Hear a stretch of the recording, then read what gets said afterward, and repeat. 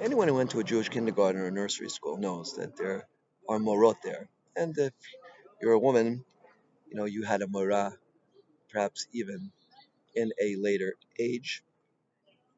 And there are many great morot in the history of Klal Yisrael. There's Mora Rachel, Mora Rivka, Mora Leah, Mora Sarah. These morot are all very righteous women. And these teachers, the word morah really means teacher.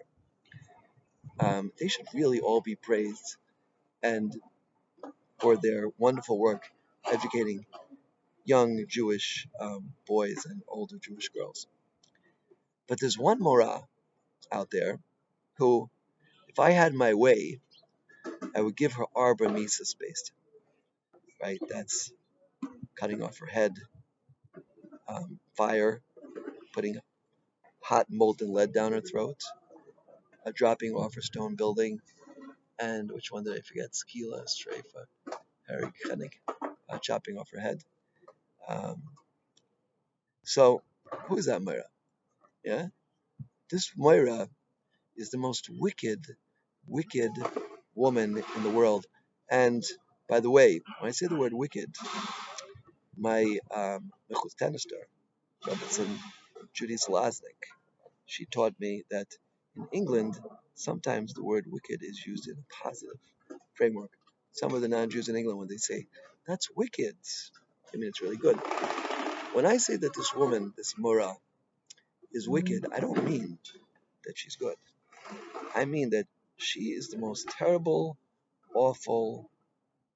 There's not enough adjectives that could possibly be said about this terrible, terrible woman. Now, you might be asking yourself, Rabbi Travis, this is sheer. I'm thanking Hashem and things are bad. How can you be saying such terrible things about a woman, right, who's a Moira, right? This seems like antithetical. It seems like going against everything you believe. What's going on here? And I'll explain to you as follows. The Gemara Baba Basra, Daf Kosamech Hey, says that like as follows. The Gemara says that Rubam Begetzel, most people steal. Mia Barayas, some people commit immoral acts. And Kulam Bavak Lashon Hara. Everybody says Avak Lashon Hara. And the question is, okay, Avak Lashon Hara, I understand. Everybody says Avak Lashon Hara, even the Kohen Gadol used to daven, they shouldn't say it on Yom Kippur. Mir Barayas, okay, Mir Barayas, some people can't control themselves. But Rubam Begezel, that means 51% of the people steal. Right? How can it be that 51%? That means if you're in a minyan with 10 people, 6 of the 10 people steal. Right? How could that possibly be?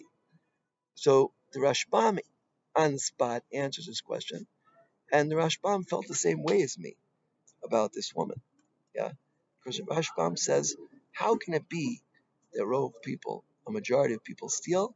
He says, Mera Heter. Yeah, they teach themselves Heter. And this is the Mora that I'm talking about. The Mora that I'm talking about is Mora Heter. Mora Heter is a concept, is a um, is an idea that sometimes we just tell ourselves it's a heter, right? And Mora heter is actually I believe, a sister or maybe a first cousin or maybe even a daughter of the Yetzer Hara, right? The Yetzer Hara is constantly pushing us to do Averas, constantly pushing us in that direction to do Averas, yeah? And the Vilna Gaon says there are four major forces. There are four major forces, really six, four major forces that exist, right? The force of taiba, which pushes us towards physical pleasure. The force of chemda, which forces us to, which pushes us towards non-physical pleasure. The force of mirma, of deception, and raw, of doing bad to people, right? And there's also gay and go and gaiva, two types of gaiva, right? But those four forces are four forces which push us to avera, right? There's a close correlation to these four forces which is really connected to all four forces, is Moira Heter. Moira Heter is constantly teaching us, right? And we're all her students. Nobody is free of being a student of Moira Heter. Moira Heter is constantly teaching us, yeah, do this and do that. And she's a brilliant teacher. I'm not going to undermine her brilliance. She knows exactly what to say to every single person that they should listen. Yeah? And there's a little bit of truth in everything she says because Chazal teach us, Kol Sheker, She'en Bo Ksas Emes Ein Miskayim. So it's 99% Sheker, but she has that one little element of truth in her argument that makes us listen to what she has to say. The complete rubbish that she is offering us, right? And the interesting thing is that if somebody else would tell you, right, what Mara Heter told them, you would say, this is absolutely absurd. How could you have fallen for this? Yeah. But each and every one of us, we each have our weak point. We each have the spot in our heart which is weak and where a certain argument will go in, right? And on that place, Mara Heter knows exactly what to tell us.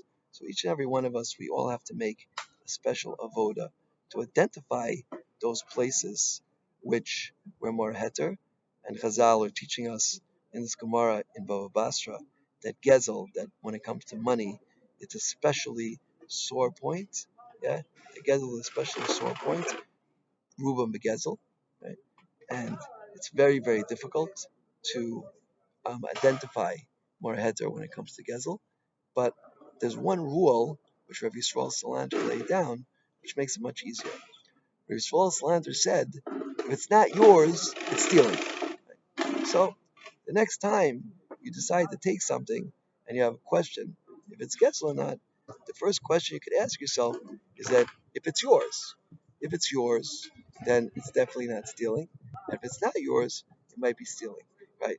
Now, if it's not yours, it might be public, it might be like here at the coastal, after davening they put out food. Right? That's definitely not stealing. Right? They want people to take it. The person who comes with a garbage bag and loads it up with food, that might be stealing. But otherwise, it might not be stealing, hopefully. So this is the questions we have to ask ourselves, especially when it comes to Gezel, right? Are you stealing? Are you not stealing? Right? Is it more a heter? And a person has to be very, very careful because the arguments, as we said, are very, very fine. And we know that the punishment for stealing is very great. Chavetz Chaim said that a person come back to this world in the Gilgal as a sus, yeah, as a horse. I know that my children used to say, if there was any element of stealing, right, please don't do that. We don't want you to come back to this world as a horse. And this is a very powerful idea. The horse has to work very hard to work off their debt. It could be for a small amount of money, they have to work for many, many years. So each and every one of us should be very wary in our lives of more heter, and much as possible to try to eliminate her from our life and personality. Main King and Son.